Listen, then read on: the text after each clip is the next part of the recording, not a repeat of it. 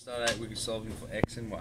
So first of all, take the easiest equation, which is going to be this guy, and we're going to solve for x. So 3x plus 2y equals 0. We want to solve for x, so first take the 2y over, so we're going to have 3x equals negative 2y, because you minus 2y from here, therefore you got a minus 2y from here, that gives us that. Now we want to 3x means 3 times x, so we want to divide, do the opposite, so divide by 3. And that's going to give us x equals negative 2y divided by 3. So now we have a equation for x that we can plug into this guy, back one of the original equations. So we're going to plug it into this guy. 2, and we have x is negative 2y over 3 minus 9y equals negative 31. Alright, timesing this in here, so this is the same as 2 over 1, so we take the solid number, times it by the top there. So it's going to be 2 times negative 2y, it's going to be negative 4y over 3 minus the 9y equals 31. Now we have two y's, we've got a y here and we've got a y here. We want to make them the same. So we have this thing is the same as 9 over 1.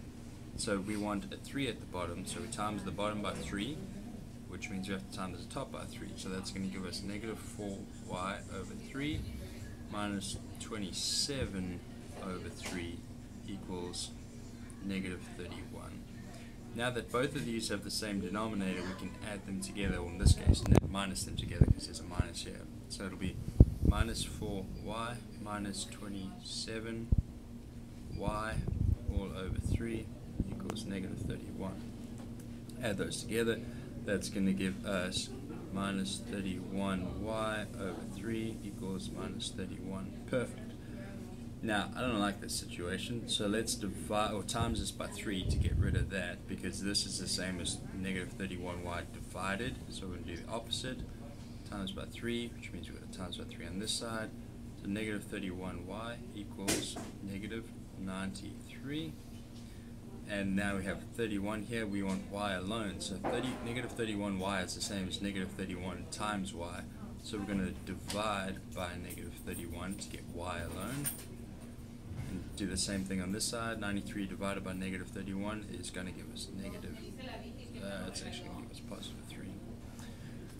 Okay, cool. So now that we have y, we can plug it back into here because we have an x equals something, but there's a y here, and we know what y is. So x is going to be equal to negative 2 times the 3 over 3, which negative 2 times 3 is going to be negative 6 over 3, which is going to give us negative 2. So we have x equals negative 2, y equals positive 3.